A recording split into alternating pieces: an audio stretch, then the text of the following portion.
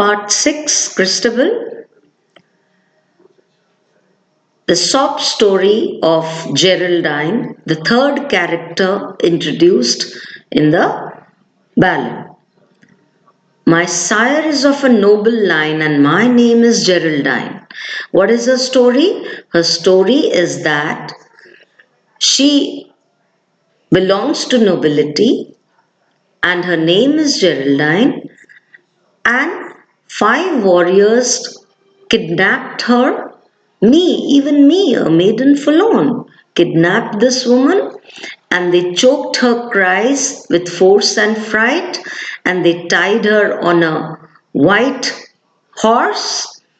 The palfrey was as fleet as wind, which rode very furiously, and they rode behind her. They spurred amain, their steeds were white. See the color white occurring so prominently here as a symbol. White may not be that white, and white description in midnight may mean something else. As sure as heaven shall rescue me, I've no thought what men they be. So she says she doesn't know who kidnapped her, but they brought her here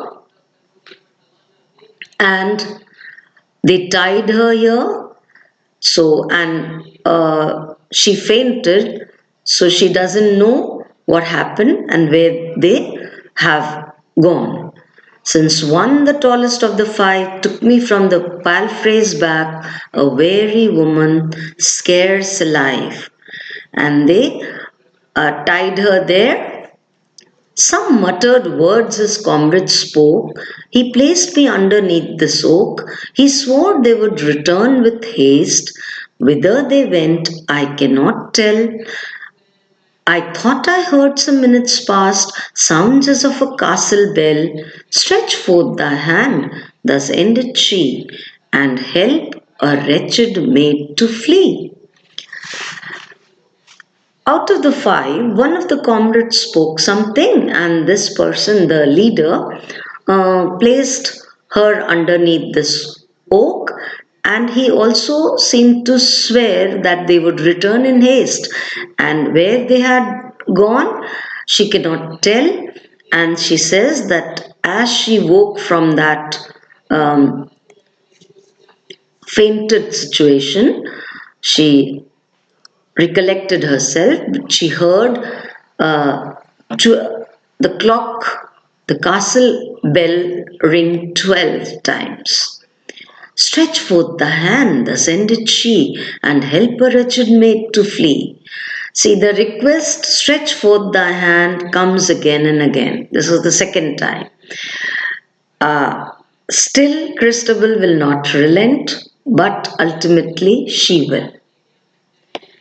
Then Christabel stretched forth her hand and comforted fair Geraldine. Gone. So Christabel finally stretched forth her hand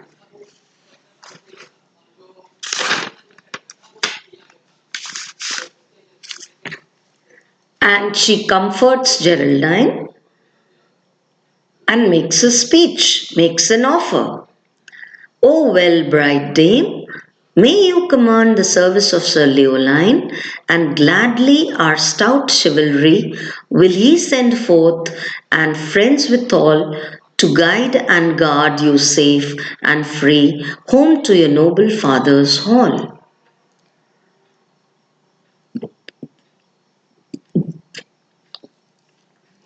She addresses Geraldine, calls her bright dame, and tells her that she is now in service of Sir Leoline, and the whole army will take care of her, and she can go honorably.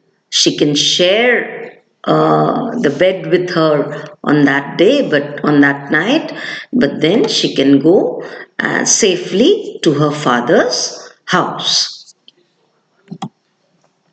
She rose, and forthwith steps they fast, They passed that strove to be and were not fast. Her gracious stars the lady blessed, and thus spake on Christabel.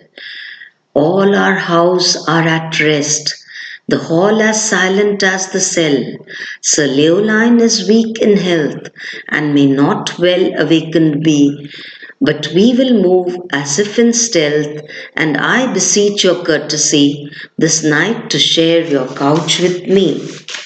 You see, Christabel is all picture of innocence.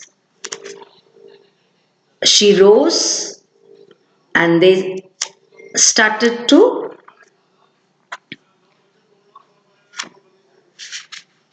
move towards the castle.